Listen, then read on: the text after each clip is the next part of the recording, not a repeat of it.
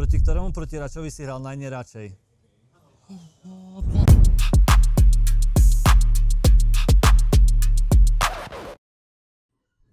Ak by nerozhodovali fyzické parametre, akú pozíciu okrem QB by si chcel hrať a prečo?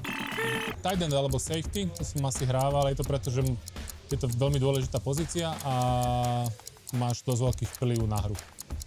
Na aký futbalový moment budeš spomínať najčastejšie?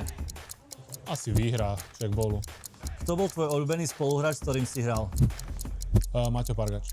Proti ktorému protiračovi si hral najneradšej?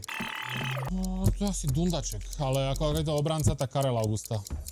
Ak by neprišli zdravotné problémy, koľko sezón by si ešte odohral? Asi 3. Čo boli tvoje prvé pocity, keď si uvedomil, že futbal už hrať nebudeš? Že musím sa dať rýchlo dokopy kvôli svojim deťom a rodine. Ako si plánuješ vyplniť voľný čas, ktorý ti teraz zaberal futbal?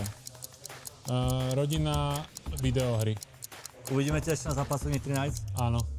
To je 60 sekúnd, ďakujeme.